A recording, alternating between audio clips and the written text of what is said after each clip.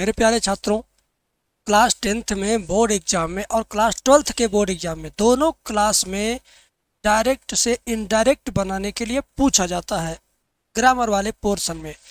तो आज की वीडियो के अंदर मैं आपको सिलेक्टेड क्वेश्चन बताऊंगा जो आपकी परीक्षा में आ चुका है।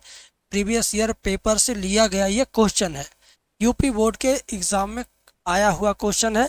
आज इसको हम लोग सीखेंगे कि कैसे आप इस डायरेक्ट स्पीच को इनडायरेक्ट स्पीच में बदलोगे।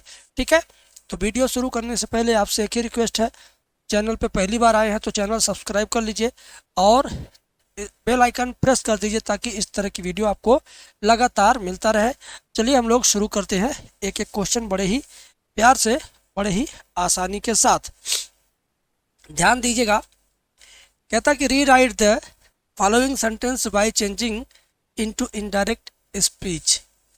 यह यूपी बोर्ड के परीक्षा में प्रीवियस ईयर में पूछा जा चुका है, यानी पिछले पेपर में आ चुका है। ये पहला क्वेश्चन है, यहाँ पर देखिए, the pilgrim said to the policeman, is this the way to Sangam. देखिए, कभी कभी हिंदी में भी आपको इसका सेंस समझना होता है। जब तक आप हिंदी में इसका सेंस नहीं समझोगे तब तक आप डायरेक्ट से इनडायरेक्ट बनाने में पूरी तरह से समर्थ नहीं रहोगे। यहाँ पर देखिए, the pilgrim said to the policeman, पुजारी ने पुलिस वाले से पूछा, is this the way to Sangam, क्या यही संगम का रास्ता है, यानी संगम जाने का, क्या यही संगम का रास्ता है। ऐसे हुआ कि पुजारी ने पुलिस वाले से पूछा, क्या यही संगम का रास्ता है। तो यहाँ पर पूछने की बात हो रही है। आपको लगेगा सेट्टू लगा, सेट्टू का मतलब कहा।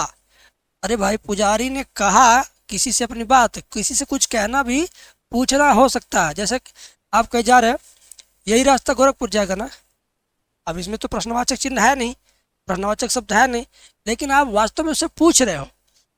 ठीक है, बता नहीं रहे हो ये रास्ता गोरखपुर जाएगा, आपने किसी से ऐसे कर बोल दिया, इसका मतलब कि आपने उससे पूछा है। ठीक है, तो यहाँ पर पुजारी ने बोला पुलिस वाले से, यही रास्ता संगम जाने का है, इसका मतलब उसने पूछा है। अगर उसने पूछा है तो सेड टू को किस में बदलेंगे, सेड टू को किस में बदलेंगे, आस्क में। सेड टू को किस में बदलेंगे, आस्क्ड में। ठीक है, तो लिखेंगे द पिलग्रिम आस्क्ड,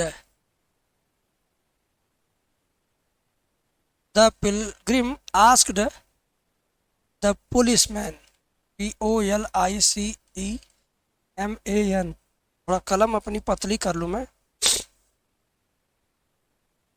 अब देखो, जब सेंटेंस इज से शुरू हो, प्रश्नवाचक हो, तो कामा, इन्वर्टेड कामा, यानी दोनों सेंटेंस को जोड़ने के लिए इफ का इस्तेमाल करते हैं। किसका इस्तेमाल करते हैं, इफ का। जब ये क्वेश्चन मार्क वाला हो तो इसको इफ से शुरू करते हैं और बाकी सेंटेंस को हम अफर्मेटिव सेंटेंस बना देते हैं। यानी ये इंट्रोगेटिव है तो इसको हम अफर्मेटिव बनाएंगे। तो मतलब ऐसे समझो कि दिस को दैट में बदल देंगे, दैट इज को वाज में बदलेंगे। क्यों? क्योंकि जब ये पास्ट टेंस में रहेगा तो इधर के टेंस को ज़रूर बदलेंगे। ठीक है, अगर ये प्रेजेंट है तो ये भी पास्ट हो जाएगा। तो that was the way to Sangam, SANGAM। बस ये हो गया। शायद आपको छोटा दिख रहा होगा, मैं आगे से इसमें थोड़ा स्पेस ज़्यादा डलवा दूंगा तो बड़ा बड़ा लिखूंगा। ठीक है, चलिए अगला देखिए, Gita said to Meena, do you like to read this novel. Gita ने मीना से कहा, do you like to read this novel, क्या तुम ये उपन्यास पसंद करती हो, क्या तुम ये उपन्यास पढ़ना पसंद करती हो। इसका मतलब सेड टू का मतलब है क्या, पूछा जा रहा है। तो गीता आस्क्ड मीना, यहाँ पर भी पूछा जा रहा है तो लिखेंगे गीता आस्क्ड मीना। अब ये प्रश्नवाचक सेंटेंस है तो प्रश्नवाचक सेंटेंस को और इसको दोनों को ज्वाइंट करने के लिए ज्वाइंट वर्ड हमारा क्या होगा, इफ। अब ये इंट्रोगेटिव है तो इसको हम अफर्मेटिव में बदलेंगे। ठीक है, ध्यान से समझिएगा। ये है सेकंड पर्सन, तो ये हो जाएगा मीना के लिए सी। सी डू का क्या हो जाएगा? Do you like to read this novel? She liked, यहाँ पर हो जाएगा liked, LIKED, liked. She liked to read, this का हो जाएगा दैट नॉवेल, NOVEL। ठीक है, Gita asked Meena if she liked to read that novel. अगला है ही सेड टू मी, उसने मुझसे कहा are you waiting for my father today? क्या तुम मेरे पापा के लिए आज इंतज़ार कर रहे हो? यानी ये भी सेंटेंस क्या पूछने वाला है। तो ही सेड टू को किस में बदलेंगे? आस्क्ड में। किस में बदलेंगे? आस्क्ड में। He asked me. ये है इंट्रोगेटिव। इंट्रोगेटिव को ज्वाइन करते किस से? इफ से। किस से? इफ से। अब इफ लग जाने के बाद ये जो सेंटेंस इंट्रोगेटिव है इसको अफर्मेटिव में बदलेंगे। ठीक है, किस में बदलेंगे? अफर्मेटिव में। आर यू वेटिंग, तो ये हो जाएगा यू आर वेटिंग, तो यू को बदलेंगे मी के हिसाब से, तो हो जाएगा ये I was waiting. I was waiting for, my को बदल देंगे किसके लिए? ये फर्स्ट पर्सन सब्जेक्ट के हिसाब से बदलता है, यानी ही के लिए माई क्या बन जाएगा? His, for his father, FATH father. Today को द नेक्स्ट डे में बदलते हैं, टुडे को द नेक्स्ट डे। कुछ लोग नेक्स्ट डे केवल लिख देते हैं, नेक्स्ट डे के पहले द नहीं लगाते हैं। यहाँ पर आपको द नेक्स्ट डे लिखना होगा, तब जा कर के सही होगा। यहाँ पर ज़्यादा लाइनें पास पास हो जा रही हैं, मैं अगले वीडियो में, अगले PPT में ज़्यादा से ज़्यादा स्पेस दूंगा ताकि आपको क्लियर दिखाई दे। अगला सेंटेंस है चौथा number, I said to my teacher, मैंने अपने अध्यापक से बोला sir please explain this stanza again. इधर बोला गया, लेकिन क्या बोला गया है? Sir please explain this stanza again. मतलब सर इस स्टैंजा को दोबारा बता दीजिए। मतलब क्या? सर से रिक्वेस्ट किया जा रहा है। सर से क्या किया जा रहा है? रिस्पेक्ट किया जा रहा है। तो यहाँ होगा आई सेड टू को रिक्वेस्टेड में बदलेंगे। I requested, REQUESTED, I requested. Said to को क्या बदल दिया? रिक्वेस्टेड में। I requested my teacher, TEACHER, I requested my teacher. अब ये जो कामा इन्वर्टेड कामा है और सर है, इसमें ज्वाइनिंग वर्ड यानी दो सेंटेंस को ज्वाइन करने के लिए ज्वाइनिंग वर्ड क्या होगा? Respectfully, RESPECT, respect, FULLY, respectfully. I requested my teacher respectfully to explain, to EXPLAIN, to explain that stanza, that STANZA, that stanza again. ठीक है, दैट स्टैंजा अगेन। मैंने अपने अध्यापक से सम्मान के साथ रिक्वेस्ट किया कि वो स्टैंजा फिर से एक्सप्लेन कर दें। ठीक है, तो ये हुआ इसका इनडायरेक्ट। इसको थोड़ा आप प्रैक्टिस करिएगा, तब जा कर के आपको याद रहेगा। सर को बदल देंगे रिस्पेक्टफुल्ली में। ठीक है, ये कुछ जो सेंटेंस रहता है इसका सेंस निकालते हैं कि सेंस कैसा आ रहा है, रिस्पेक्ट का आ रहा है कि रिक्वेस्ट का आ रहा है। तो रिक्वेस्ट ही ना टीचर से कोई करेगा, ऑर्डर तो करेगा नहीं। My friend said to me, मेरे मित्र ने मेरे से कहा will you go to school tomorrow, क्या तुम कल स्कूल जाओगे? यानी मेरा मित्र मेरे से पूछ रहा है। तो यहाँ रहेगा, क्या रहेगा? My friend, FRIEND, my friend asked me, my friend asked me, मेरे मित्र ने मेरे से पूछा। अब ये इंट्रोगेटिव सेंटेंस है, तो इसको ज्वाइंट करने के लिए इफ लगाएंगे। क्या लगाएंगे? इफ लगाने के बाद इस इंट्रोगेटिव को अफर्मेटिव में बदल देंगे। विल यू को यू विल हो जाएगा, तो यू हो जाएगा सेकंड पर्सन है, तो मी के हिसाब से सेकंड पर्सन क्या हो जाएगा? आई। विल का हो जाएगा वुड, आई वुड। ठीक है, I would, WOULD, I would go to school tomorrow का द नेक्स्ट डे, टुमारो का द नेक्स्ट डे। ठीक है ना, I would go to school the next day.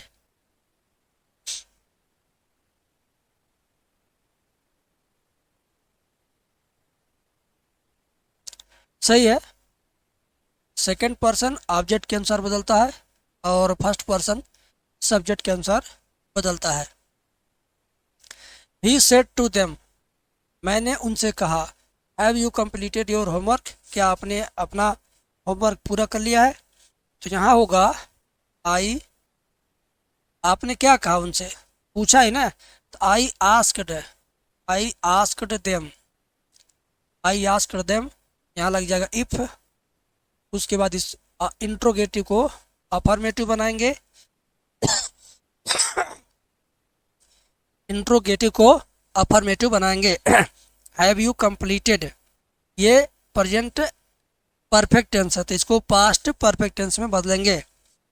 तो ये सेकंड पर्सन इसके अनुसार बदलेगा, ऑब्जेक्ट के अनुसार। तो ये हो जाएगा, यू का हो जाएगा they, if they had, had, have को हैड में बदलेंगे, हैड कंप्लीटेड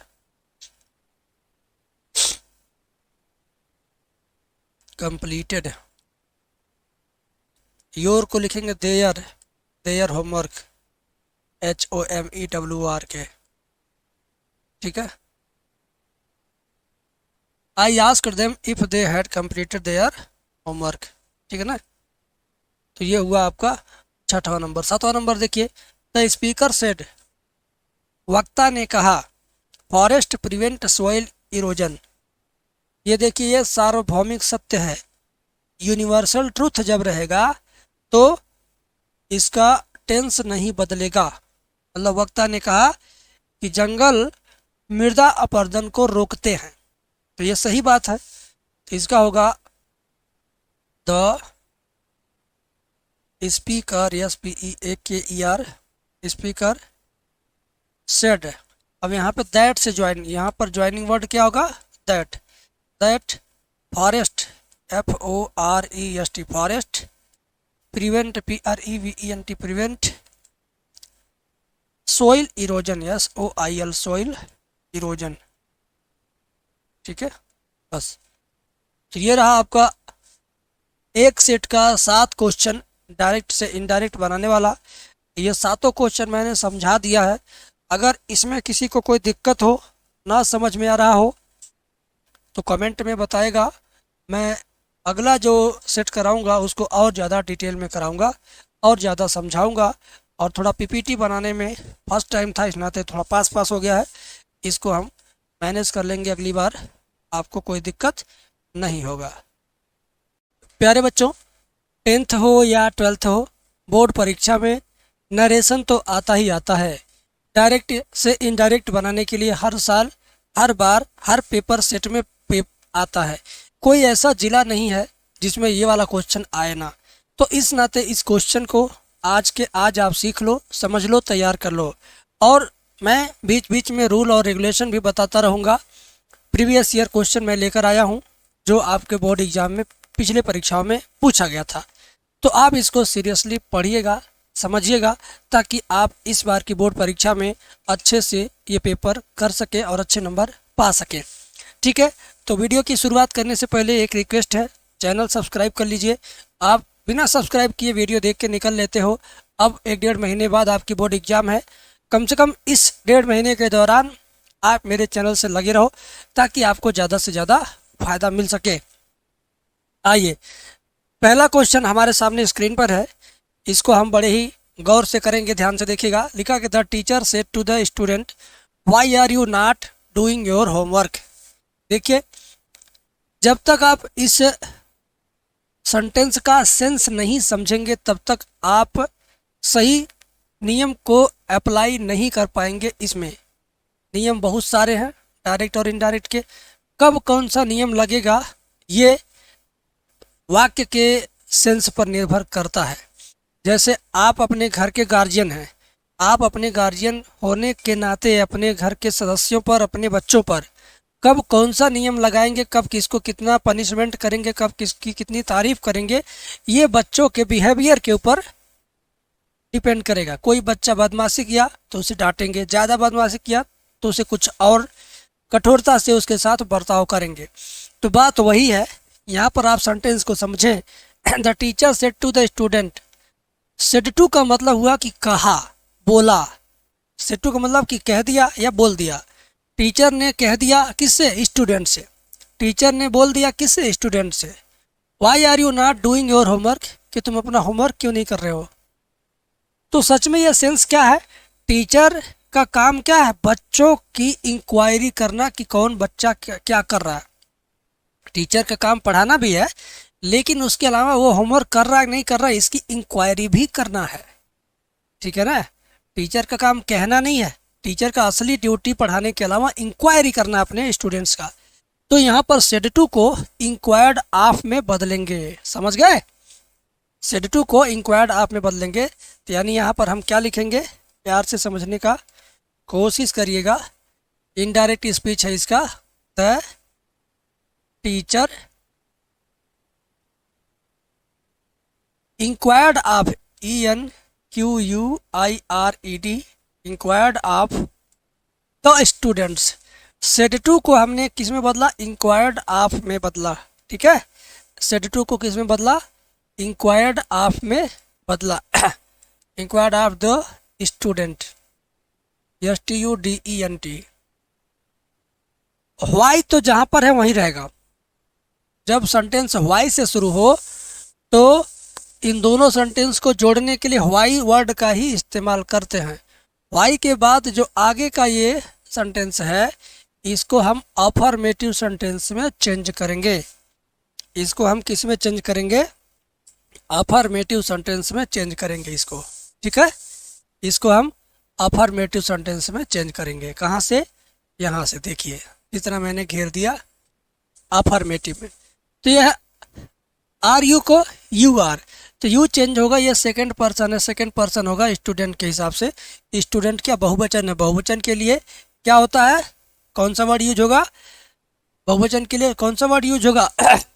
बहुवचन के लिए दे यूज होगा। ठीक है, व्हाई दे।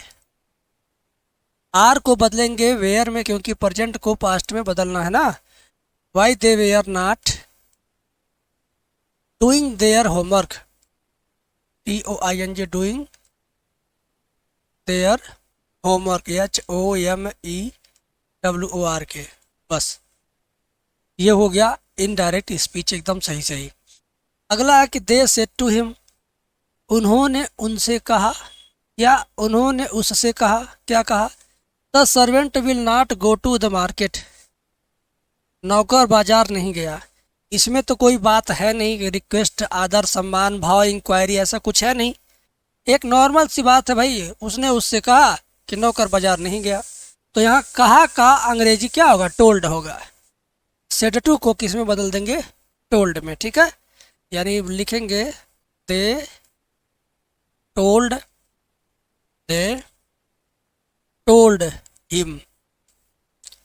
अब यहाँ पर दैट से ज्वाइन करेंगे, किससे? दैट से। ठीक है ना। जब ये अफर्मेटिव सेंटेंस हो तो इस वक्त हम यहाँ दैट का इस्तेमाल करते हैं। ठीक है, they told him that the servant, ये थर्ड पर्सन है तो चेंज होगा ही नहीं। The servant, SERVANT।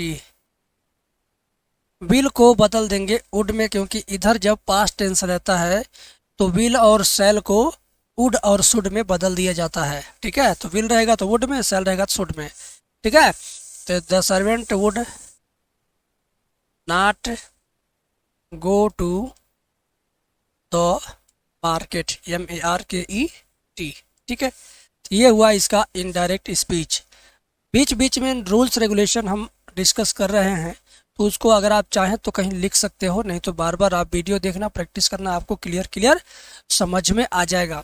और ये जो क्वेश्चन मैं करवा रहा हूँ ना, ये पेपर में पूछा हुआ क्वेश्चन है, ऐसे दाएं बाएं इधर उधर का क्वेश्चन नहीं है, ये पेपर में आया हुआ क्वेश्चन है।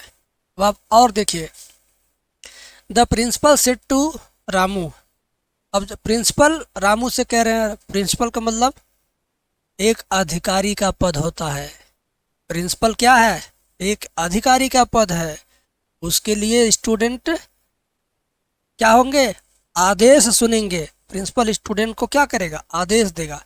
प्रिंसिपल पढ़ाता कम है, आदेश निर्देश ज़्यादा देता है। यहाँ सेंस वाली बात है।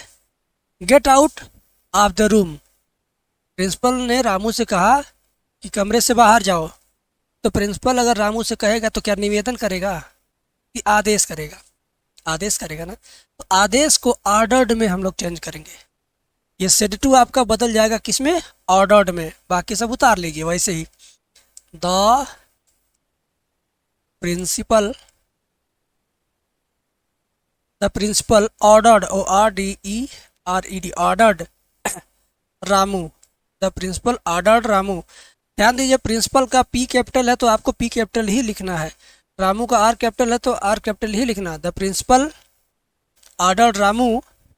अब ये इम्परेटिव सेंटेंस जब रहता है तो उसको जोड़ने के लिए कंजक्शन वर्ड टू का इस्तेमाल करते हैं। कामा, इन्वर्टेड कामा हटाने के लिए किस वर्ड का इस्तेमाल करेंगे? To. To get out, to get out, to get out of the room. ठीक है ना, समझ में आ गई बात? प्रिंसिपल ने रामू को आदेश दिया रूम से बाहर जाने का। ठीक है, ये हुआ इसका इनडायरेक्ट। चौथा, Rita said to her father. Rita ने अपने पिताजी से कहा, क्या कहा? She will not go to school. अब कोई बेटा अपने बाप से घर पे कैसे बातचीत करता? नॉर्मली, ना कोई आदेश होता है ना कोई, ये नॉर्मली बातचीत है। ये जो बातचीत है, ये जो सेंटेंस का भाव निकल के आ रहा नॉर्मल, कि भाई तुम्हारा मन आज स्कूल जाने का नहीं है, तो पापा मैं स्कूल नहीं जाऊँगा, मम्मी मैं स्कूल नहीं जाऊँगी, या मम्मी मुझे भूख लगी है खाना दे दो। तो ये सब नॉर्मल बातचीत है, यहाँ पर कोई विशेष आदेश निर्देश रिक्वेस्ट सम्मान की बात नहीं है। तो Rita said to her father, तो यहाँ पर होगा Rita told her father. Rita told her father, Rita ने अपने पापा से कहा। तो अब यहाँ पर दैट का इस्तेमाल होगा। ठीक है ना, कंजक्शन वर्ड दैट का इस्तेमाल होगा। तो Rita told her father that she, ये थर्ड पर्सन है तो ये चेंज नहीं होगा। ये मत सोचिएगा कि सी को चेंज करें। सी विल को बदल देंगे वुड में। She would, WOULD, she would not go to school. ठीक है, तो ये हुआ आपका इनडायरेक्ट इसका। रीता ने अपने पापा से कहा कि वह स्कूल नहीं जाएगी। ठीक है, तो ये 4 सेंटेंस मैंने आपको सिखाया। अगर आपको समझ में आया है तो वीडियो को लाइक करिए और अपने दोस्त को शेयर करिए, ताकि उसको भी इनडायरेक्ट स्पीच समझ में आना शुरू हो जाए। अब यहाँ पर हमारा अगला सेंटेंस है, Ashok said to his sister. Ashok ने अपनी बहन से कहा, please put these papers on my table. अब प्लीज वर्ड लगा के जब अशोक ने कह दिया है तो इसका मतलब वो रिक्वेस्ट कर रहा है। ये नॉर्मल बातचीत नहीं है। अगर प्लीज वर्ड नहीं रहता तो नॉर्मल बातचीत हो जाती, लेकिन प्लीज लग जाने से अब ये निवेदन वाली बातचीत हो गई। ठीक है ना, तो निवेदन के लिए क्या होता है? रिक्वेस्ट होता है। अशोक सेड टू को बदल देंगे रिक्वेस्टेड टू। ठीक है ना, लिखेंगे Ashok requested to, REQUESTED, requested his sister. Ashok requested his sister. कुछ लोग रिक्वेस्टेड टू लगा देते हैं, रिक्वेस्टेड टू नहीं लगेगा, यहाँ सेड टू की जगह पर रिक्वेस्टेड आया है। ठीक है ना, तो अशोक रिक्वेस्टेड हिज सिस्टर। अब यहाँ पर please put these papers on my table. अब प्लीज को हटा देंगे, ठीक है ना, प्लीज को हटा देंगे, प्लीज को छोड़ देंगे, सीधे लिखेंगे टू पुट, क्योंकि ये इंपरेटिव सेंटेंस है। इंपरेटिव सेंटेंस को जोड़ने के लिए टू का इस्तेमाल करते हैं। To put, to put these को दोज में बदलेंगे, दीज को दोज में बदलेंगे, to put those papers on my, क्या है, फर्स्ट पर्सन है, फर्स्ट पर्सन ऑब्जेक्ट के हिसाब से चेंज होगा, ठीक है ना, फर्स्ट पर्सन नहीं सब्जेक्ट के हिसाब से चेंज होगा। अशोक के लिए माई की जगह पर हिज होगा, ठीक है, on his table, H I S his table, on his table. First person subject के अनुसार चेंज होता है, तो फर्स्ट पर्सन माई है, यहाँ पर सब्जेक्ट क्या अशोक है, अशोक के लिए माई की जगह पर क्या हिज का इस्तेमाल होगा। अगर आपको ये नहीं पता कि फर्स्ट पर्सन किसके हिसाब से बदलते हैं, किसकी जगह पर क्या चेंज होता है, तो उसके लिए मैं एक टेबल बना दूंगा, टेबल में आप देख लेंगे तो आपको क्लियर कट पता चल जाएगा, ठीक है। अगला है he said you must work hard to pass, उसने कहा कि तुम्हें पास होने के लिए कठिन परिश्रम करना चाहिए। उसने कहा, ये देखिए ये बहुत ही ज़्यादा संदेह वाला क्वेश्चन है। उसने कहा, लेकिन किससे कहा, किसने सुना, अरे जिसने सुना होगा उसी से कहा होगा, बोलिए, जिसने सुना होगा उसी से तो उसने कहा होगा। क्यों, जब यह सेंटेंस अधूरा रहे कि ही सेड, उसने कहा तुम्हें पास होने के लिए कठिन परिश्रम करना चाहिए, इसका मतलब जो व्यक्ति इसको इनडायरेक्ट स्पीच में बदलेगा समझ लेना कि उसने उसी से कहा था, ठीक है। तो यहाँ पर हो जाएगा मी, अगर मैं इसको बता रहा हूँ आपको तो यहाँ पर मैं मी का यूज करूँगा। ही टोल्ड मी, ही टोल्ड मी, ही टोल्ड मी। अब ये दैट का इस्तेमाल होगा यहाँ पे, ठीक है ना, ही told me that you must, तो यू यानी सेकंड पर्सन है, सेकंड पर्सन ऑब्जेक्ट के अनुसार, ऑब्जेक्ट क्या मी, तो ये हो जाएगा आई, ठीक है ना, I must work hard to pass. अब आप सोचेंगे गुरुजी यहाँ पर यहाँ जब मी नहीं दिया तो मी क्यों पा गए आप, देखिए ये इस प्रश्न की खासियत है। इस प्रश्न की खासियत यह है कि जब भी ऑब्जेक्ट ना दिया हो, ठीक है, तो ऑब्जेक्ट आप अपने आप को ही मानिए, अपने को मानिए, यानी मुझे, उसने मुझसे कहा, ठीक है। तो ये रूल आप समझ लीजिए कि he told me that I must work hard to pass, उसने मुझसे कहा कि मुझे पास होने के लिए कठिन परिश्रम करना चाहिए। क्लियर है। एक और सेंटेंस मैं आपको बताता हूँ, इसके बाद इस वीडियो को फिनिश करेंगे। अगले वीडियो में फिर लाएंगे 7-8 क्वेश्चन जो प्रीवियस ईयर क्वेश्चन होंगे, ध्यान से देखिएगा। मोहन सेड टू मीरा, मोहन ने मीरा से कहा, क्या मीरा से कहा, please help me in solving these question of mathematics. अब मोहन ने मीरा से कहा लेकिन उसने बोल दिया प्लीज। प्लीज का मतलब भैया रिक्वेस्ट कर दिया, अगर प्लीज नहीं रहता तो रिक्वेस्ट हम नहीं लिखते, ठीक है। प्लीज वर्ड का मतलब रिक्वेस्ट हो रहा, ठीक है। तो लिखेंगे इसका indirect speech, Mohan said to को बदल देंगे requested, Mohan requested Meera. Please शब्द को हटा देंगे क्योंकि प्लीज के लिए हमने यहाँ रिक्वेस्टेड लिख ही दिया है।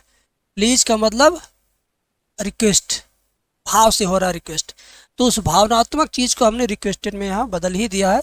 तो प्लीज़ शब्द को छोड़ देंगे। अब इम्परेटिव सेंटेंस को जोड़ने के लिए टू से शुरू करते हैं। टू हेल्प, टू हेल्प है। अब ये फर्स्ट पर्सन है, फर्स्ट पर्सन सब्जेक्ट के अनुसार चेंज होगा। सब्जेक्ट क्या, मोहन, यानी to help him, him in solving, SOLVING, in solving these का हो जाएगा those, in solving those question, QUESTION of mathematics. देखिए मैथमेटिक्स में क्या है, M कैपिटल है, मैथमेटिक्स, ठीक है। तो ये हुआ इसका आंसर, ठीक है। तो कुल मिला जुला करके आज के इस वीडियो के अंदर एक सेट में जितना, यानी एक साथ एक ईयर में पूरे यूपी में जितने क्वेश्चन इनडायरेक्ट स्पीच के लिए, डायरेक्ट स्पीच के लिए पेपर में आए थे, वे सारे क्वेश्चन हमने इस वीडियो के अंदर करवा दिया। कल इसी तरह से अगले वीडियो में मैं एक और दूसरे ईयर का सारा क्वेश्चन लेके आऊँगा और आपको बताऊँगा। अगर आपने इन सब का प्रैक्टिस कर लिया तो ये मान के चलिए कि कोई भी क्वेश्चन डायरेक्ट इनडायरेक्ट स्पीच का आएगा तो आप बड़े आसानी से कर लेंगे।